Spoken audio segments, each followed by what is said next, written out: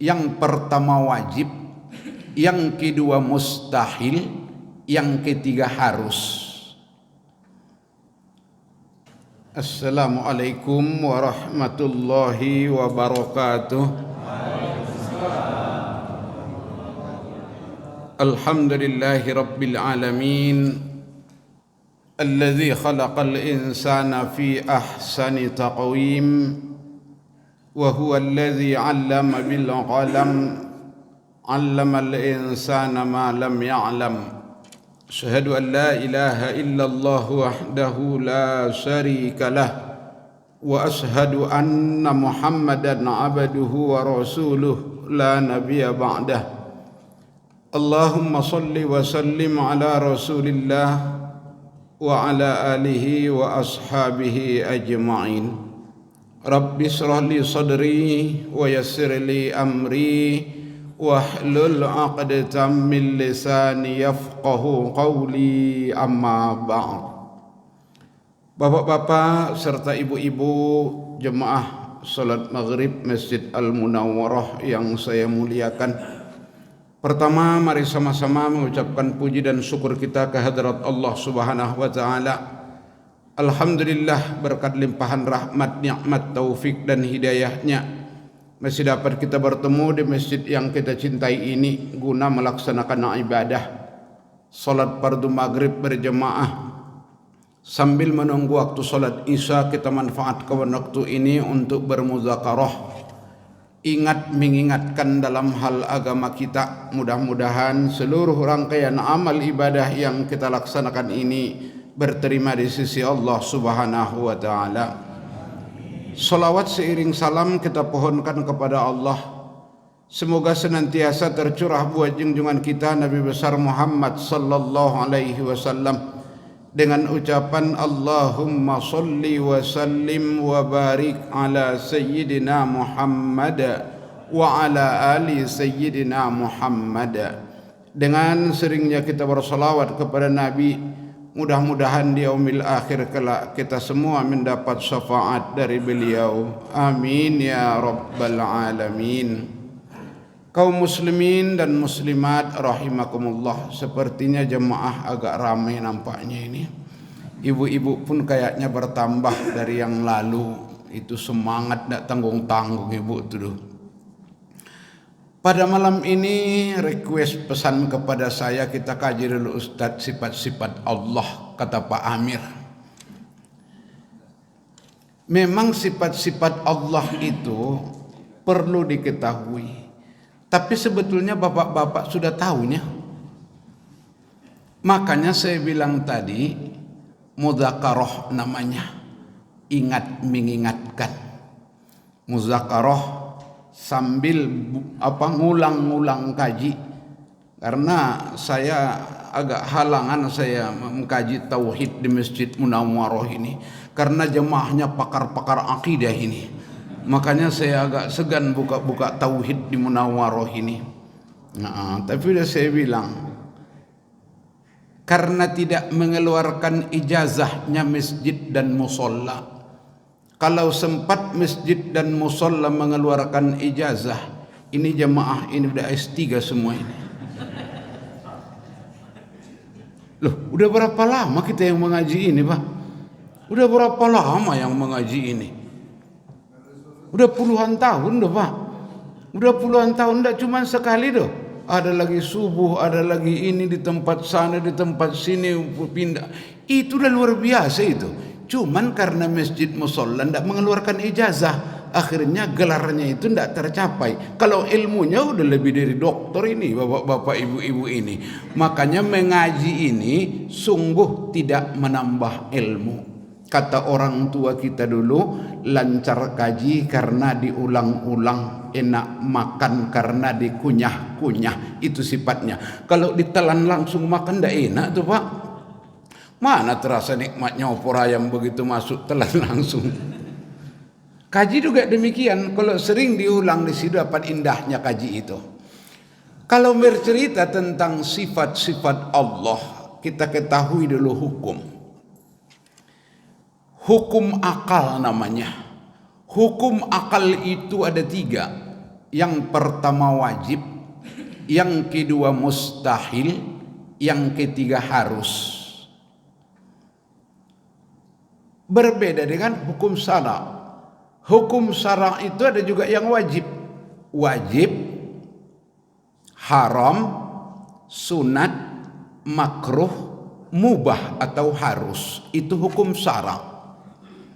Ada pula hukum adat, sebab musabbab. Kalau jatuh ke bawah, kalau disiram air basah, kalau dibakar api gosong, hangus. Kalau hangus bahasa Indonesia apa ya? Kalau gosong ya bahasa Jawa. Gosong itu bahasa Jawa itu. Makanya samakah sifat hukum adat dengan hukum akal? Enggak. Hukum akal dengan hukum syara' sama? Enggak. Kalau hukum akal, wajib itu yang tidak mungkin tiadanya, pasti. Wajib dalam akal tidak mungkin tiadanya, pasti ada. Itu hukum akal dalam tauhid. Kalau hukum syara' dikerjakan berpahala, ditinggalkan berdosa, akan berbeda jadinya.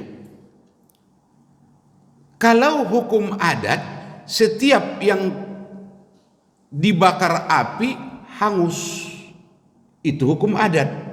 Samakah dengan hukum akal? Enggak. Banyak yang dibakar api enggak hangus, seperti Nabi Ibrahim. Berapa besar api Raja Namrus itu Pak, yang membakar Nabi Ibrahim itu. Dibakar Raja Namrus Nabi Ibrahim dengan tumpukan api yang menggunung. Kalau secara adat pasti hangus itu Nabi Ibrahim. Tapi justru sebaliknya, keluar dari api, apa kata Ibrahim? Subhanallah, belum pernah kurasakan nikmat dalam hidup ini senikmat-nikmatnya di kobaran api Raja Namrus. Bukan gosong, nikmat malah di situ. Kenapa? Allah bilang kepada api, ya naru kuni barda wasalaman ala Ibrahim. Hei api, dingin, agar selamat Nabi Ibrahim. Masuk Nabi Ibrahim ke api itu Pak, dingin rasanya dia, kayak di ruang ber-AC seperti di Masjid Munawwaroh. Padahal waktu itu kan AC belum ada AC, tapi dibilang Allah, kuni barda, jadilah kau dingin. Dingin dia di situ. Enak-enak dia makan makanan sorga di bawah malaikat Jibril. Makanya kalau hukum akal dengan hukum adat tidak sama. Perbedaannya pemahaman. Kalau hukum akal dengan hukum syara' memang definisinya pun berbeda. Kalau hukum akal wajib itu la yumkinu adamuhu, sesuatu yang tidak mungkin tiadanya, pasti.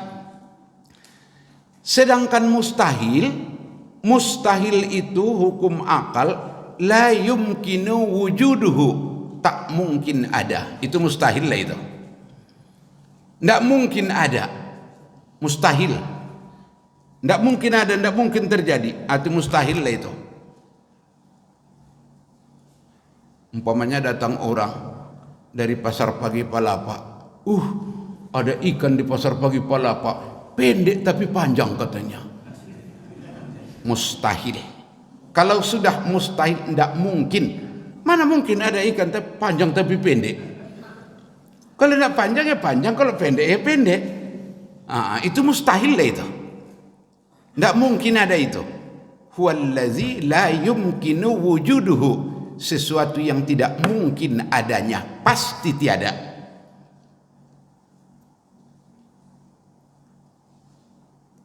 Kalau harus, huwallazi yumkinu wujuduhu wa adamuhu, mungkin ada, mungkin tidak ada. Itu harus. Pulang aku dari Jakarta, anak si Polan itu subhanallah baru 3 bulan dia di sana, kaya raya dia. Boleh jadi. Datang pula si Polan, anak si Polan itu menderita doh, mungkin. Kenapa? Bisa jadi iya, bisa jadi tidak. Kenapa bisa jadi dia kaya? Mana tahu sampai di sana dia 2 bulan nikah dia dengan anak menteri, tukang korupsi pula menterinya. Banyak duitnya, dikasih sama menantunya, banyak duitnya. Mungkin. Tapi mungkin juga berangkat dia ke Jakarta, duitnya yang dibawa dari Pekanbaru dirampok orang, Bu. Makan aja enggak ada lagi. Susah kali di sana. Mungkin. Makanya yang harus itu boleh jadi iya, boleh jadi tidak. Huwallazi yumkinu wujuduhu wa adamuhu. Yang mungkin ada, mungkin tidak ada. Itu hukum akal, hukum tauhid. Kalau hukum syara' tadi yang 5 itu, wajib dikerjakan berpahala, ditinggalkan berdosa. Kalau sunat dikerjakan berpahala, ditinggalkan tidak berdosa. Kalau makruh dikerjakan tidak berpahala, tidak berdosa, ditinggalkan berpahala. Kalau sunat dikerjakan berpahala, ditinggalkan tidak berdosa. Kalau haris dikerjakan atau tidak dikerjakan tidak ada apa-apanya. Wajib seperti sholat dikerjakan, berpahala Pak. Coba tinggalkan, berdosa. Haram berjudi dikerjakan berdosa, ditinggalkan berpahala. Sunat dikerjakan berpahala, ditinggalkan tidak berdosa. Senyum itu kan berpahala itu Pak. Kalau tidak senyum pun tidak juga berdosa dia. Makruh dikerjakan tidak berdosa, ditinggalkan berpahala, bagus ditinggalkan. Seperti makan jengkol, makan durian. Memang kadang-kadang kalau sudah makan durian dia di rumah datang ke masjid Pak.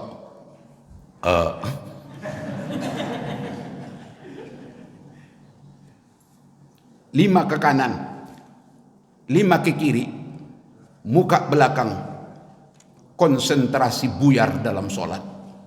Buyar itu, menyengat durian itu. Pasti pikiran orang, siapa? Makruh, lebih bagus ditinggalkan. Harus, kalau harus itu dikerjakan, ditinggalkan tidak apa-apa. Seperti ngayun tangan waktu berjalan. Kalau ngayun tangan kita kan tidak ada apa-apanya itu. Ya diam aja pun tangan kita juga tidak apa-apa kok. Cuman masalahnya kalau diam aja tangan kita tidak enak berjalan.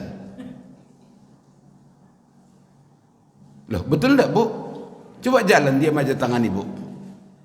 Tidak enak, Tapi hukum jatuh harus. Ngayun tangan tidak apa-apa, tidak ngayun tangan juga tidak apa-apa. Hukumnya harus, tidak tertuntut hukum. Jadi kaji kita tauhid.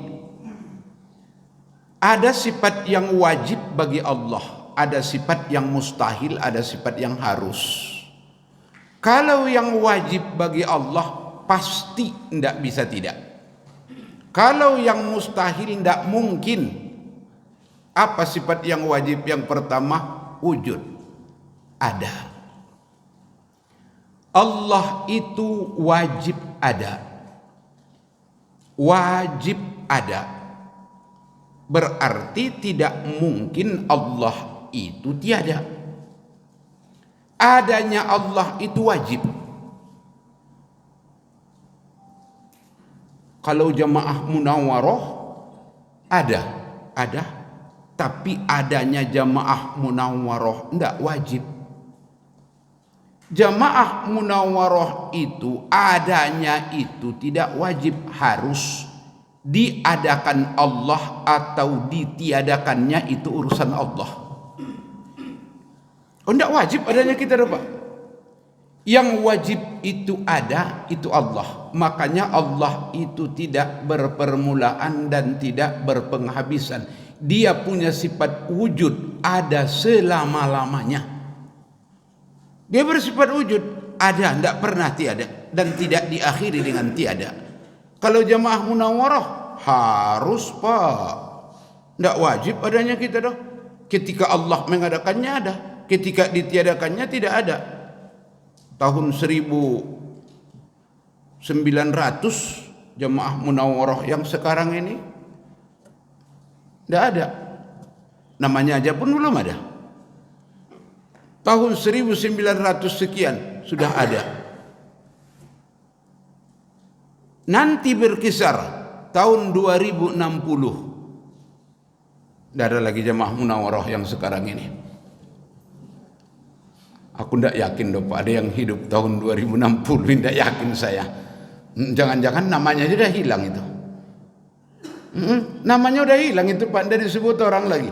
Sedangkan kadang-kadang bapaknya kakek kita sudah lupa kita namanya. Coba ingat-ingat dulu bapak dan ibu. Masih ingat enggak bapaknya kakek ibu? Namanya? Harus nengok stambuk Ustaz. Nah itu lupa itu. Nengok buku dulu. Makanya kalau sudah tahun 2060, jangan-jangan jemaah Munawwarah sudah tidak ada. Kecuali anak-anak segini. Kalau segini mungkin masih panjang umurnya. Tapi kalau yang sebelah sini,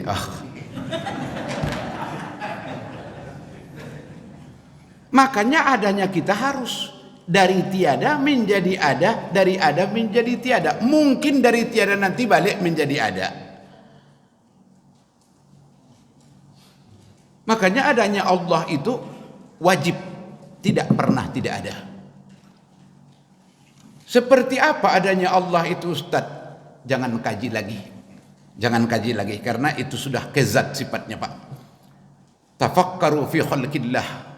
Tafakkaru fi khalqillah wa la tafakkaru fi zatillah. Pikirkanlah ciptaan, jangan pikirkan zat.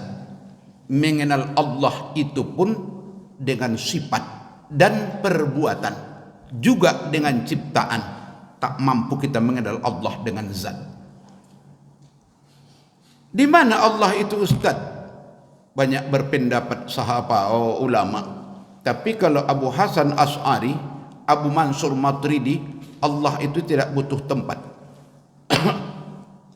Allah itu tidak butuh tempat. Allah itu ada di mana-mana. Berdasarkan Al-Quran, wa huwa ma'akum aynama kuntum. Dia tetap bersama kamu dimanapun kamu berada. Dia tetap bersama kamu dimanapun kamu berada. Nahnu aqrabu ilaihi min hablil warid, kata Allah. Kami lebih dekat kepada mereka daripada aurat leher mereka. Aina ma tuwallu fasamma wajh Allah. Kemanapun kau hadapkan mukamu, di situ ada tanda kebesaran Allah. Cuman ada pula ayat yang mengatakan Allahu 'alal arsy istawa. Ada pula ayat mengatakan Allahu 'alal arsy istawa. Allah itu bersela di atas aras. Itu ayat mutasabih. Ayat mutasabih itu ayat yang perlu penjelasan dan penjabaran. Karena apa? Kalau sudah dua bertentangan ayat yang satu dengan yang lain, tengok mana yang paling kuat. Itu yang paling lemah, berarti itu perlu penjabaran, penjelasan. Sedangkan Allah berkata wa huwa ma'akum aynama kuntum nahnu aqrabu ilaihi min hablid. Rasulullah juga berkata innallaha ma'ana, Allah itu beserta kita.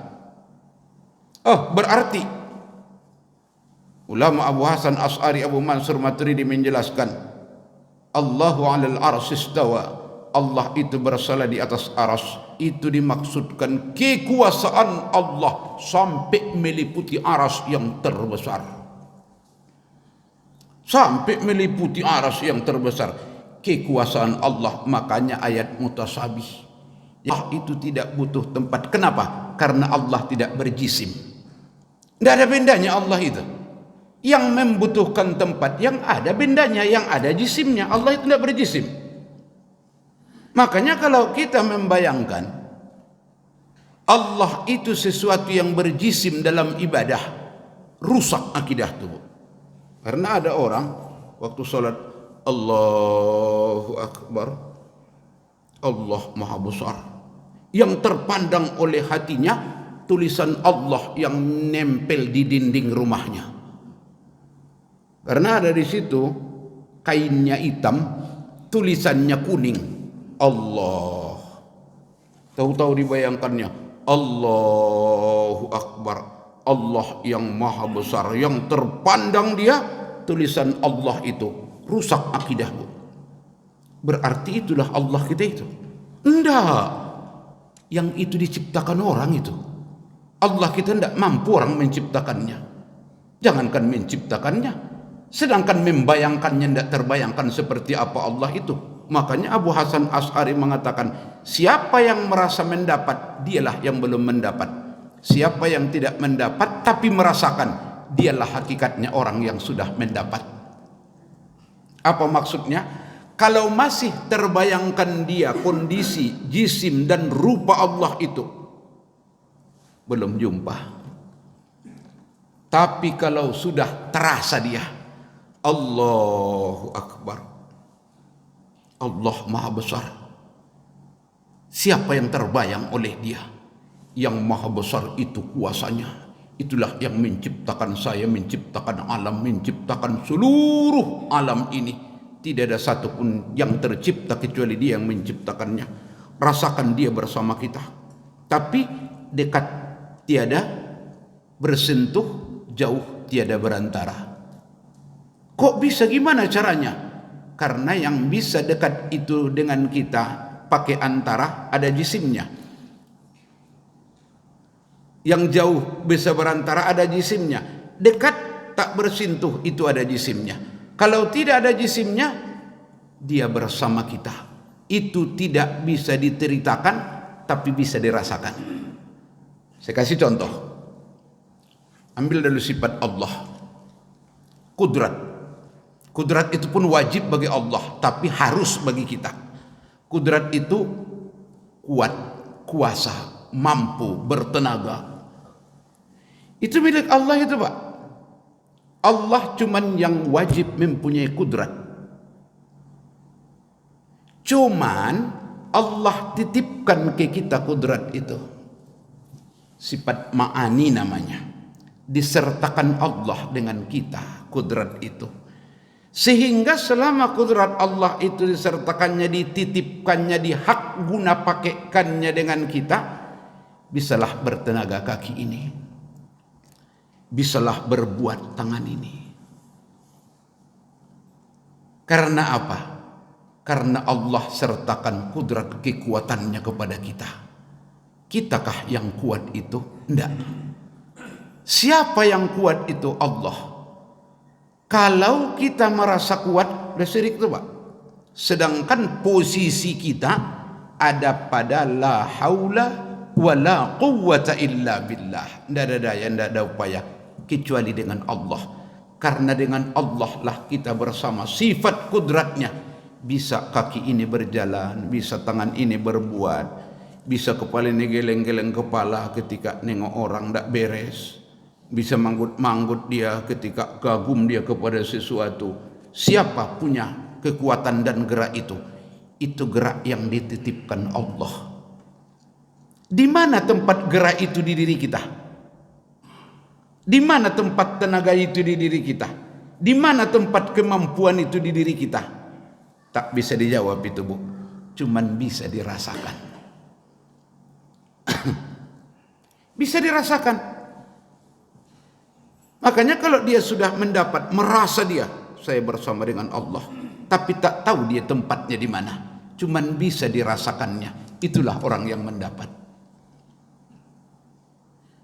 Jadi Isra Mi'raj itu pun jangan dipikir Nabi kita ke Aras sampai ke Sidratul Muntaha, Hadratul Quddus, jumpa dengan Allah. Assalamualaikum ya Allah. Waalaikumsalam, kata Allah. Silahkan duduk. Tidak begitu modelnya, Pak. Kebersamaan itu tidak bisa terpandang oleh mata. Kalimat-kalimat yang terucap tidak terdengar oleh telinga, tapi bisa dipahami oleh seluruh anggota tubuh. Zuk, rasa.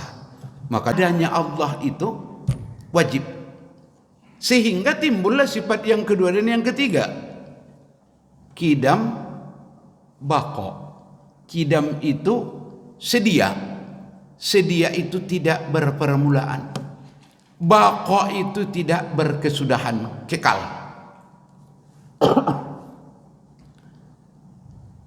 Karena kalau Allah itu berpermulaan, berarti ada yang menciptakan. Setiap ada yang tercipta, pasti ada yang menciptakan. Tidak mungkin ada yang tercipta dan ada yang menciptakan. Sedangkan pencipta alam itu cuma Allah. Kalau dia berkesudahan, sesudah dia, berarti dia binasa. Padahal dia kekal, tidak pernah berujung, tidak pernah berakhir. Karena dia itu huwal awwalu wal akhir. Dialah yang awal, dia yang akhir. Tidak ada awalnya dan tidak ada akhirnya. Jadi wajib Allah itu sedia, tidak berpermulaan. Wajib Allah itu kekal, tidak berkesudahan. Yang keempat, sifat Allah itu mukhalafatuhu lil hawadis. Mukhalafatuhu lil hawadis, bersalah-salahan dengan baharu. Tidak ada perumpamaannya dengan baharu, tidak serupa dengan baharu.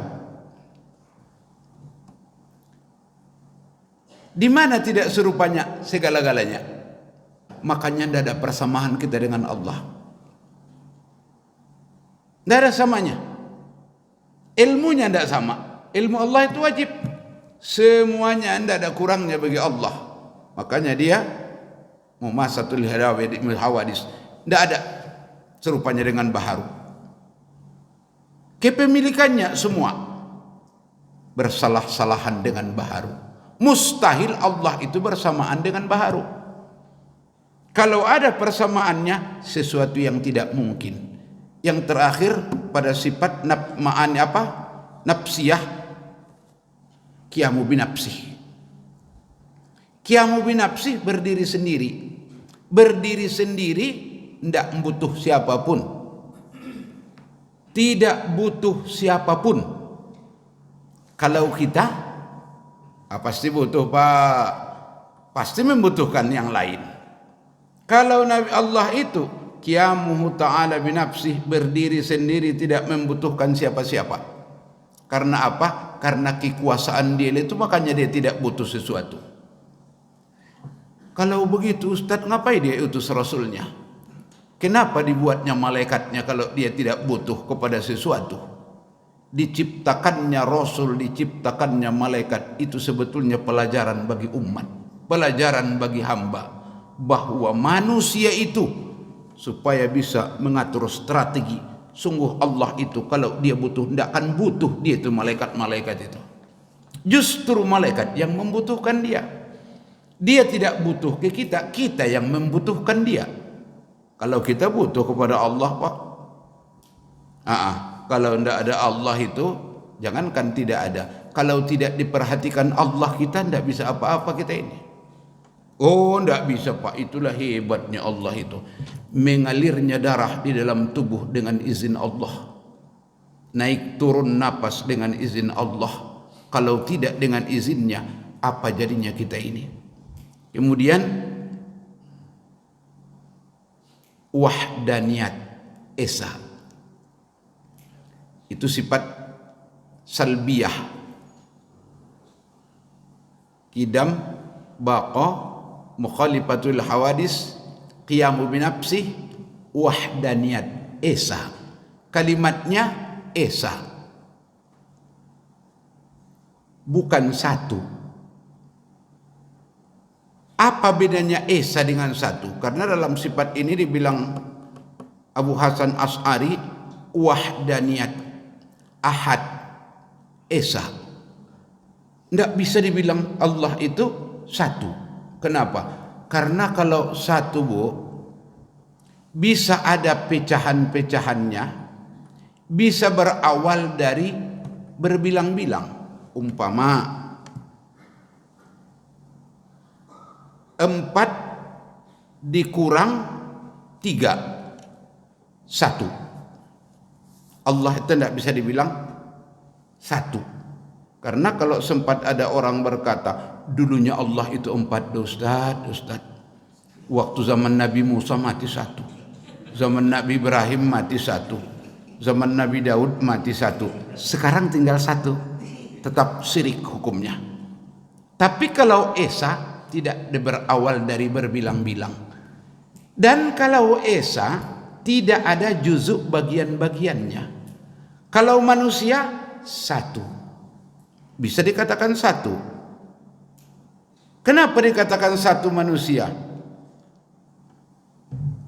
Dari dua kaki, satu pinggul, satu perut, dua tangan, leher, satu kepala, menjadi satu orang. Ada bagian-bagiannya. Jadi satu. Allah itu tidak berbagian-bagian dia. Memang esa dia, Bu. Sama dengan apa itu? Bawang putih tunggal dengan bawang putih satu. Beda enggak, Bu? Kalau satu bawang putih itu bisa berbagian-bagian dia. Satu siung untuk bapak, satu siung untuk bapak, satu siung. Yang dibagi itu satu. Tapi kalau tunggal, tidak ada bagian-bagiannya. Makanya Allah itu tidak bisa berawal dari bagian-bagian juzuk, tidak bisa dari jumlah menjadi satu, tidak pula bisa dari gabungan. Dari gabungan misalnya separuh ditambah separuh jadi satu. Makanya hakikat esa itu ada pada Islam. Oh, itu hakikat esa itu ada pada Islam doh. Esa tidak ada bagian-bagiannya. Allah itu esa, tunggal, tidak ada duanya. Tidak berawal dari 5, tidak berawal dari 2, tidak pula bagian-bagiannya ada kaki, ada perut, ada tangan, ada kepala. Tidak pula dia dibagi kesekian, tidak dari jumlah yang sekian menjadi satu, tapi Allah itu esa. Qul huwallahu ahad. Katakan dia Allah itu esa. Esa, tidak berhajat kepada dua, tidak berhajat kepada juzuk-juzuk, tidak berhajat kepada bagian-bagian. Memang Allah itu esa. Dan ada bagian-bagiannya Allah itu. Memang dia esa. Tidak berbilang-bilang. Kenapa? Kalau sempat berbilang-bilang Allah itu bisa selisih pendapat. Oh, bisa selisih pendapat, Pak. Sedangkan yang akrab suami istri karena dua pikirannya bisa berbeda pendapat. Kita belanja ke pasar bawah ya Mas, katanya. Enggak, aku pasar Kodimnya, kata bapak. Apa enggak gawat dunia ini kalau sempat dua Allah itu berbeda pendapat. Aku jadikanlah si fulan ini laki-laki, kata Allah yang satu. Aku ndak, yang aku jadikan jadi perempuan, katanya. Mungkin itulah makanya ada banci ya, Bu. Tapi ndak mungkin terjadi. Ndak mungkin terjadi. Karena kalau sempat dua Allah itu jauh dari esa. Karena ketidakmungkinan itulah menjadi mustahil bagi Allah berbilang-bilang. Wajib Allah itu esa. Jadi kalau ada orang Allah itu berbilang-bilang, dok, mustahil, tidak mungkin terjadi, tidak mungkin terjadi. Itu dikokohkan akidah kita dengan surah Al-Ikhlas. Qul huwallahu ahad, Allahus samad, lam yalid wa lam yulad. Manakala manusia mengatakan Allah itu serupa dengan baharu, Allah itu mengatakan berbilang-bilang, Allah itu mengatakan ada akhirnya, Allah itu ada yang mengatakan ada awalnya, Allah itu mengadakan wujudnya seperti manusia, hukumnya syirik. Oh, syirik hukumnya itu syirik. Cuman bedanya kalau sifat nafsiyah dan dengan sifat salbiyah itu syiriknya bergantungan dengan zat, syirik yang besar. Tapi kalau nanti kepada sifat yang namanya ma'ani, itu jatuh syirik yang kecil. Makanya syirik itu tidak sama doh, Pak. Tapi kalau cerita dengan zat, syiriknya syirik yang besar. Tapi kalau cerita dengan sifat, umpama kuat kali bapak itu doh, bisa dia ngangkat 80 kilo. Dia meyakini kekuatan itu adalah kekuatan bapak tuh, syirik hukumnya. Tapi syiriknya syirik yang kecil. Karena ia menyekutukan Allah pada sifat. Mantap kali dukun yang sana itu. Cuman ditabur-taburkannya garam, tidak jadi hujan tuh dibuat bapak tuh. Syirik. Cuman syirik pada sifat, syiriknya syirik yang kecil. Tapi Pak, walaupun syirik yang kecil, kalau sudah digolongkan syirik, itu sebesar-besar dosa. Jangan pula nanti menganggap syirik yang kecil kok enggak apa-apa itu. Oh, sebesar-besar dosa itu Pak.